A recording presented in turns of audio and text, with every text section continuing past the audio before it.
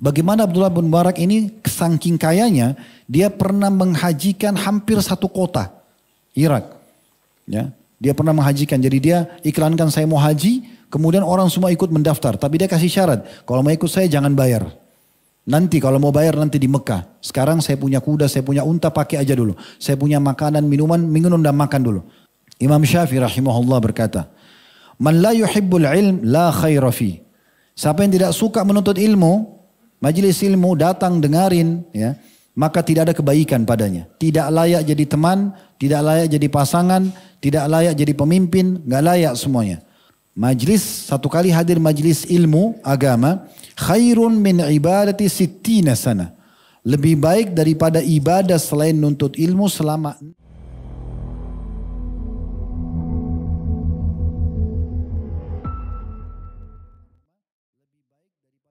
Sebagaimana hadis yang masyhur riwayat Muslim, kata Nabi SAW, Man dalla ala khairin falahu mithlu ajri fa'ilihi.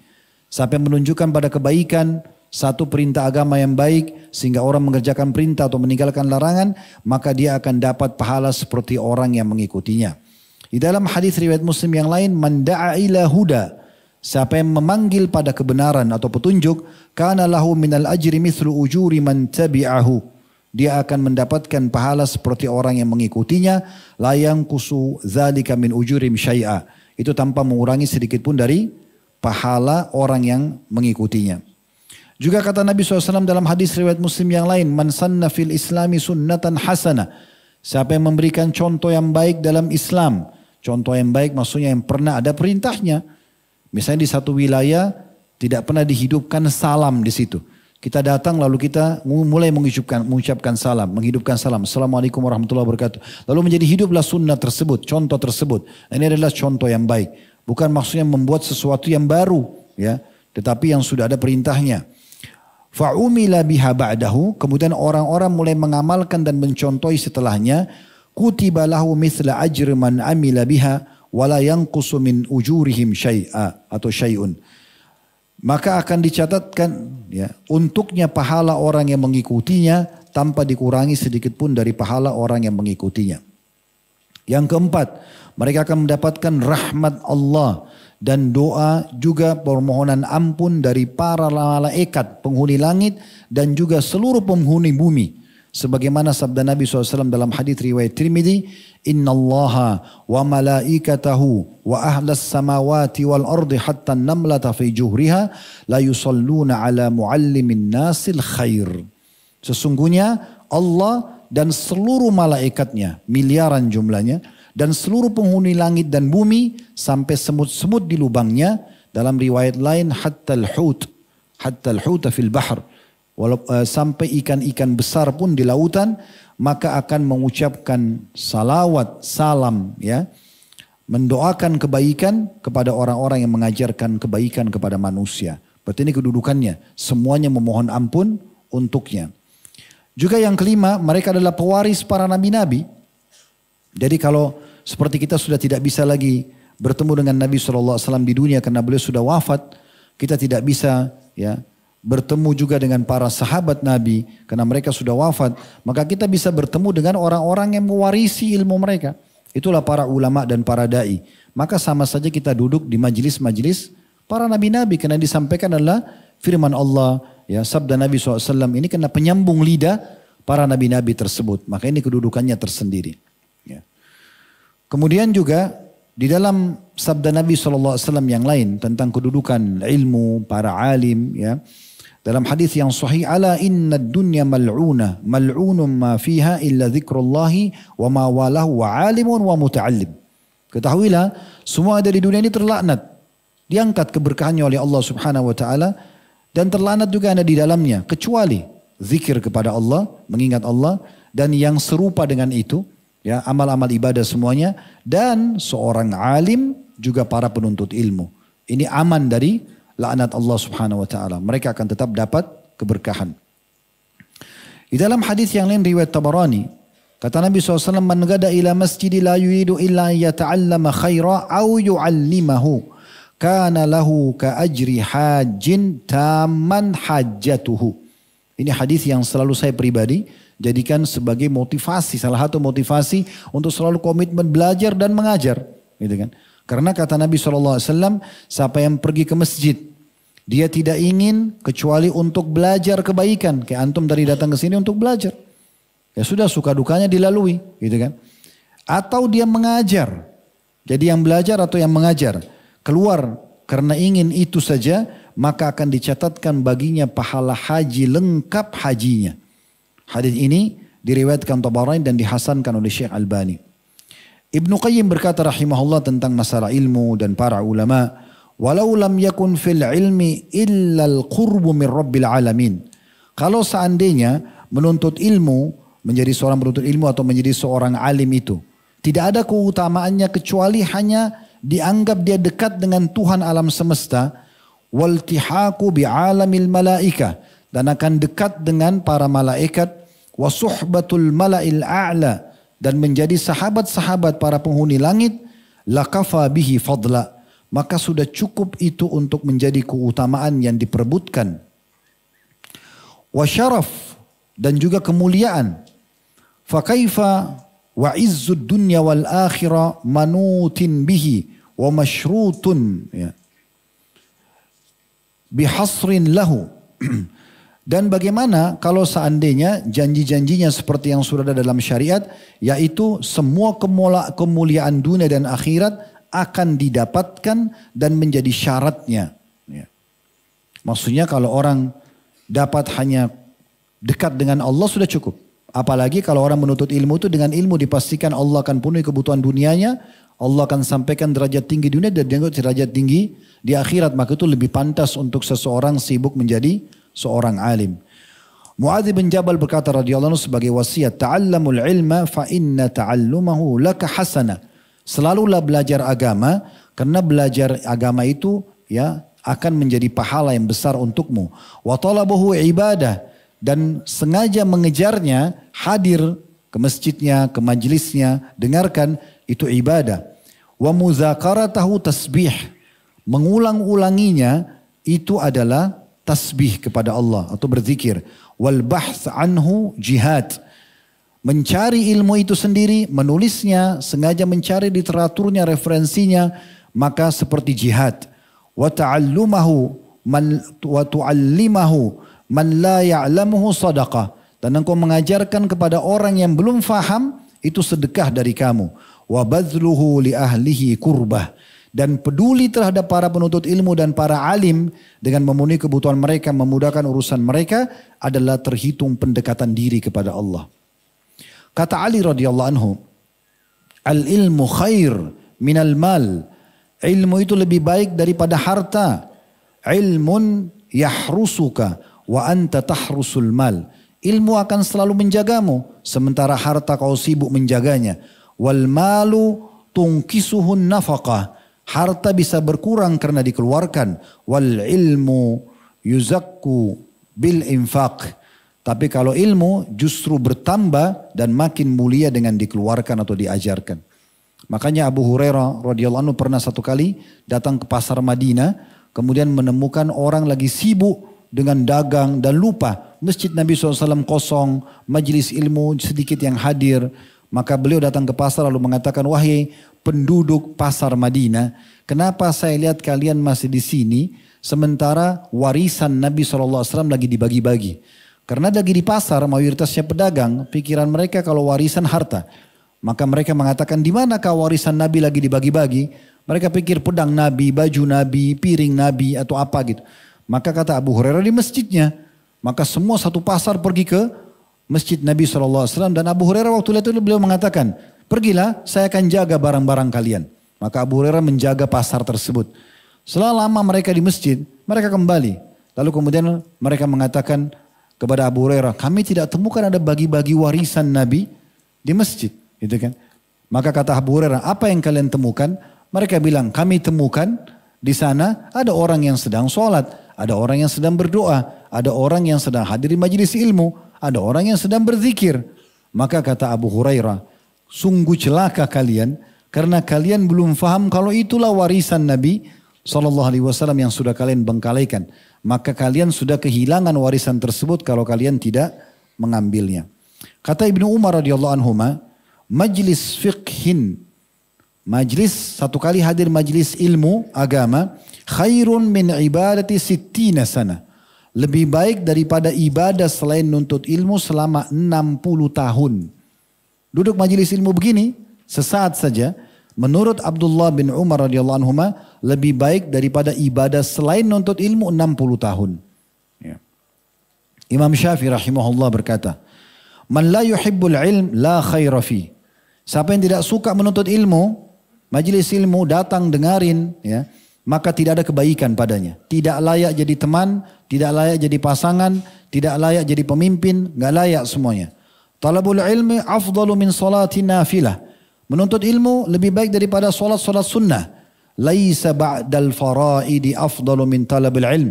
Ketahuilah tidak ada yang paling afdal setelah ibadah-ibadah wajib daripada menuntut ilmu. Man arada dunya fa'alaihi bil ilm.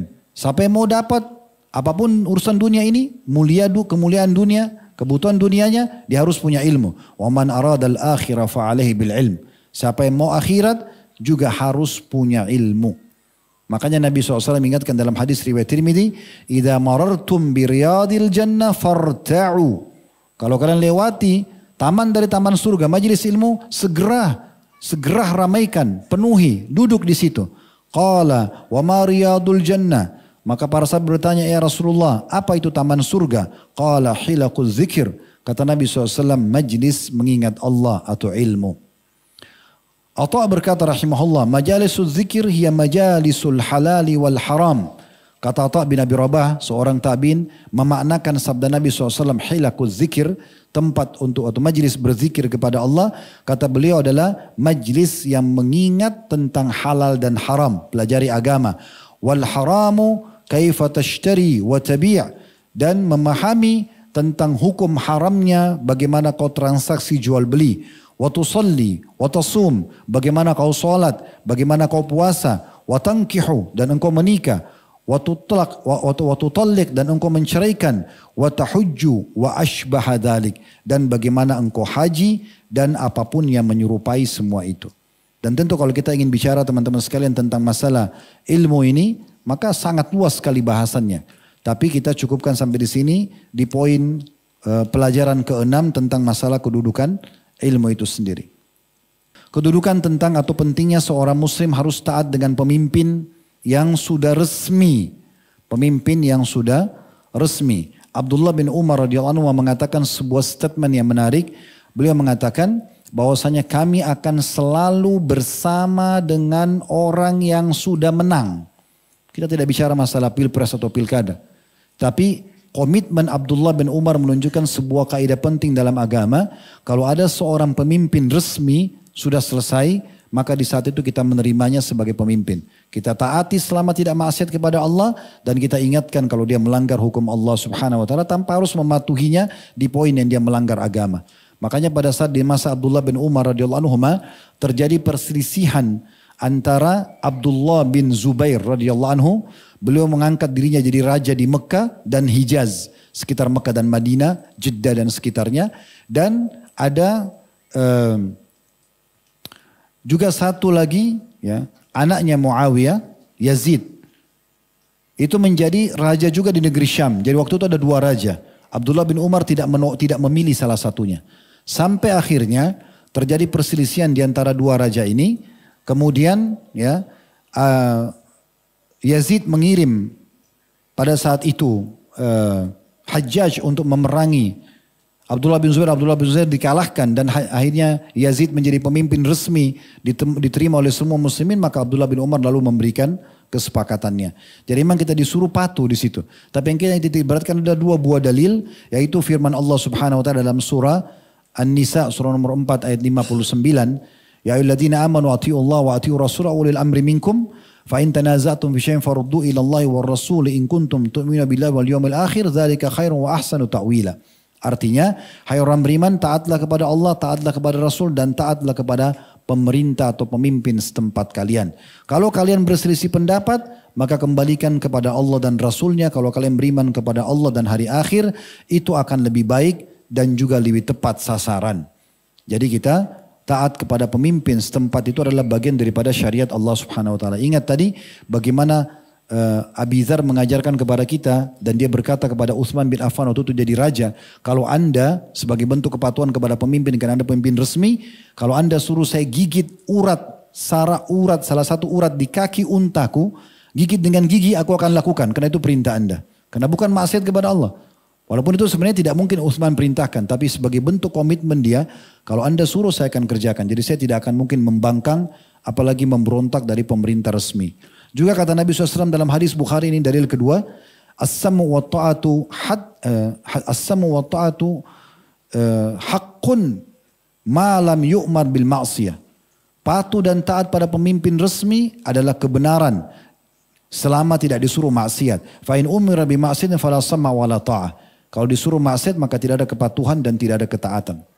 Ini kayaknya sudah ada suara tidur. Mungkin karena gelap ya. Jadi kalau ada yang tidur di sebelahnya, ditepuk pundaknya, dibangunkan. Karena nanti suara ngoroknya bertanding sama suara saya. Alhamdulillah, satu nikmat Allah sekarang walaupun mati lampu, mikrofonnya nggak mati. Ya. Ini Allah ujian tuh, masih komitmen dengar ilmu nggak walaupun gelap-gelap. Ya. Tetap ini nanti akan disaksikan oleh Allah dan malaikatnya pada hari kiamat. Ya. Ikhlaskan niat. Zuhud adalah mendahulukan dunia, mendahulukan akhirat dari dunia. Dan bukan berarti meninggalkan dunia untuk akhirat. Ini sering kita sampaikan dalam definisi zuhud. Jadi nggak benar orang kalau mengatakan dia orang zuhud, lalu kemudian dia sama sekali tidak makan makanan di dunia, tidak pakai pakaian, tidak punya tunggangan atau rumah dan seterusnya. Itu pemahaman yang salah. Kalau dia mau sederhanakan itu baru zuhud. Dengan tidak meninggalkan dunia. Abi Dzar orang yang terkenal sangat zuhud. Tapi beliau tetap punya rumah. Beliau tetap punya unta. Beliau tetap punya domba. Beliau tetap punya istri. Tapi beliau memang lebih sederhanakan keadaannya. Nah itu benar. Ya. Tapi apakah termasuk zuhud kalau ada orang pakai baju bagus? Apakah termasuk zuhud kalau orang punya rumah yang bagus? Kalau orang punya kendaraan yang bagus? Orang punya harta yang melimpah? Jawabannya iya. Selama dia tetap dahulukan akhirat dari dunia. Ini yang akan kita bahas ini. Allah Subhanahu wa taala berfirman tentang definisi ini. Zuhud adalah mendahulukan akhirat dari dunia. Itu dalam surah Al-Qasas surah nomor 28 ayat 77. Ini selalu landasannya. Wabtaghi fima ataqallahu daral akhirah wa la tansa nasibaka minad dunya. Al-ayah. Artinya kejarlah apa yang Allah janjikan untukmu di akhirat sana. Itu jadi target utama dan jangan lupakan bagianmu dari dunia. Berarti kan kita tidak boleh tinggalkan dunia kita. Islam tidak membolehkan kita berpakaian yang kumuh, lusuh, tidak. Tapi Islam suruh kita pakai baju yang bagus. Nabi SAW pakai baju yang bagus gitu kan. Tapi jangan juga kita berlebih-lebihan atau mubazir. Sehingga akhirnya pakai baju misalnya sampai puluhan juta, ratusan juta. Ya mubazir yang misalnya bisa dibeli yang lebih sederhana dari itu misalnya. Begitu juga ya disebutkan di dalam sebuah hadis Nabi SAW. Wallahi mad dunya fil akhirah illa mithlu ma yajala ahadukum isba'ahu hadhihi. Ketahuilah kata Nabi SAW, dunia ini kalau mau dibandingkan dengan akhirat, kalau ada yang cuma dunia saja komitmennya akhirat dia lupakan, maka dunia ini dibandingkan akhirat hanya seperti telunjuk seseorang di antara kalian. Ya, yang dia letakkan fil yam, di lautan, falyanzur bima yarja.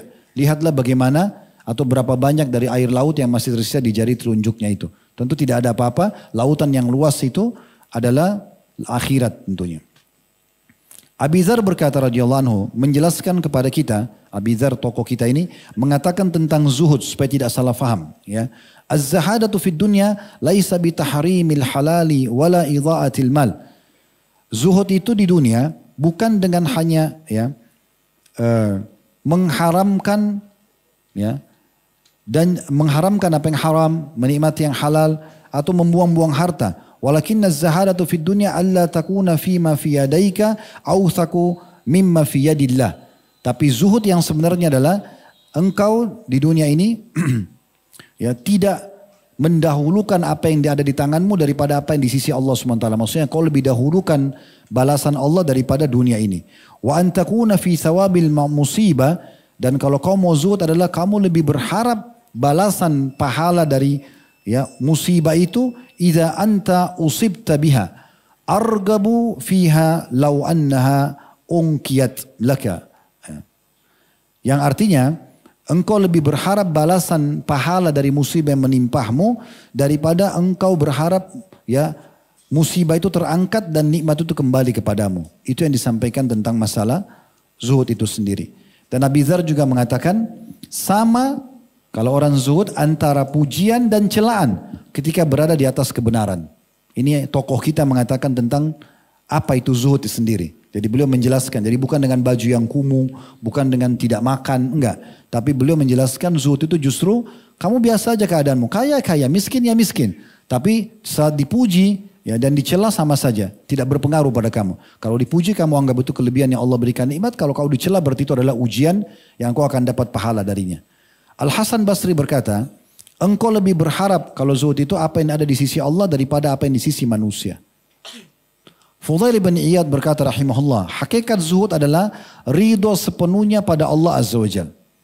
Siapapun yang selalu ridho dengan keputusan Allah, nikmat ada dia syukuri, ada cobaan dia bersabar, semuanya dia terima, maka itu berarti orang yang zuhud. Ali radhiyallahu anhu berkata, siapa yang zuhud terhadap dunia, maka ia akan semakin ringan menghadapi musibah. Karena dia anggap akhiratnya menjadi target utama. Orang yang zuhud itu selalu saja melihat orang yang lain lewat di depannya, selaya dia akan mengatakan orang ini lebih baik daripada aku. Sebagaimana ditungkil dari perkataan Hasan Basri rahimahullah. Kemudian Wahid ibn Warad berkata, zuhud terhadap dunia ialah seseorang tidak berputus asa terhadap sesuatu yang luput darinya. Maksudnya kalau ada urusan dunia dia pengen makan, pengen minum, pengen menikah, pengen kerja, tapi dia nggak dapat, luput dari dia. Seseorang yang tidak berputus asa terhadap sesuatu yang luput darinya dari urusan dunia. Dan tidak begitu berbangga dengan nikmat yang ia peroleh. Kapan seseorang biasa saja tidak berhasil menikah sama fulana, ya sudah nikah sama fulana yang lain. Sama fulan dia nikah sama fulana yang dia biasa saja. Tidak bisa kerja di sini, dia kerja yang lain. Tidak bisa makan yang itu, dia makan yang lain. Siapa orang seperti ini, maka dia berarti orang yang zuhud. Dan kalaupun dia dapat, dia tidak bersombong dengan apa yang dia miliki itu. Sulaiman Ad-Dari atau Ad-Daruni berkata, zuhud adalah meninggalkan segala hal yang dapat melalaikanmu dari mengingat Allah. Ali berkata, jadi ini kita tutup mungkin dengan statement ini ya, dan statement nanti Abdullah bin Barak rahimahullah. Ini perkataan Ali penting sekali. Yang menguatkan tadi definisi yang kita sampaikan. Kita tutup dengan ini insyaAllah. Ya, yaitu zuhud mendahulukan akhirat dari dunia tanpa meninggalkan dunia itu. Beliau pernah menasehati orang yang mencela-cela dunia. Untuk apa dunia itu? Gak usahlah orang bekerja. Gak usahlah makan yang enak. Gak usahlah begini dan begitu. Dia cela-cela depan Ali. Maka Ali radhiyallahu anhu mengatakan, dunia adalah negeri yang baik bagi orang yang benar-benar memanfaatkannya dengan baik. Dunia pun negeri keselamatan bagi orang yang memahaminya. Maksudnya, dia kalau mau makan yang halal, dia gunakan sesuatu yang Allah halalkan untuk ketaatan kepada Allah, boleh saja. Tidak ada larangan. Dunia bisa jadi keselamatan bagi orang yang memahaminya. Maksudnya dia tunggangi untuk selamat di akhirat nanti. Dunia juga negeri mencukupi bagi orang yang menjadikan dunia sebagai bekal akhiratnya. Jadi ini nasihat yang sangat baik dari Ali radhiyallahu anhu. Fudail bin Iyad berkata kepada Abdullah bin Mubarak. Kebetulan Fudail bin Iyad ini sahabatnya Abdullah bin Mubarak. Abdullah bin Mubarak seorang ulama tabi'in, dia kaya raya. Sangat banyak hartanya melimpah. Ini yang pernah saya bilang Abdullah bin Mubarak. Ini penutupan kisah kita insya Allah. Dan ini juga pelajaran terakhir yang kita bisa ambil. Bagaimana Abdullah bin Mubarak ini saking kayanya, dia pernah menghajikan hampir satu kota. Irak. Ya, dia pernah menghajikan. Jadi dia iklankan saya mau haji. Kemudian orang semua ikut mendaftar. Tapi dia kasih syarat. Kalau mau ikut saya jangan bayar. Nanti kalau mau bayar nanti di Mekah. Sekarang saya punya kuda, saya punya unta, pakai aja dulu. Saya punya makanan, minuman, minum dan makan dulu. Semua orang mau ikut karena mau belajar sama dia. Begitu jalan sampai di Mekah, semuanya diberikan makan dan minum. Di Mekah orang-orang pada datang. Lalu berkata pada dia, wahai Abdullah bin Barak, kami sudah selesai nih, sudah sampai Mekah, kami mau bayar. Dia bilang gak usah, kita kan masih ada makanan, minuman, makan saya dulu. Nanti selesai haji kita hitung-hitungan. Sampai selesai haji orang datang lagi mengatakan, kami sekarang mau bayar nih. Dia bilang gak usah, bekal masih banyak. Nanti tiba di Irak, baru kita hitung-hitungan. Tiba di Irak, mereka semua datang mengatakan kami mau hitung-hitungan. Kata Abdullah bin Barak, Allah sudah bayarkan buat kalian. Satu kota dihajikan. Ini luar biasa. Orang ini sudah pintar, beragama dan kaya raya. Nah beliau terkenal sebagai tokoh zuhud. Orang yang sangat zuhud. Sahabat dekatnya namanya Fudail bin Iyad pernah berkata begini. Wahai Abdullah bin Barak, Anda menganjurkan kami untuk zuhud. Sederhana dalam harta, boleh punya tapi tidak boleh berlebihan. Hidup sepadan, Tidak kurang, tidak lebih. Banyak bersyukur, sabar atas ujian. Namun kami lihat Anda memiliki harta sangat melimpah. Bagaimana kami memahami itu? Maka Abdullah bin Barak memberikan penjelasan ini sebagai penutup. Wahai ayahnya Ali. Dia panggil Fudail bin Iyad dengan ayahnya Ali karena anaknya bernama Ali. Aku berbuat begini untuk menjaga wajahku dari mengemis. Bukan target utama harta ini.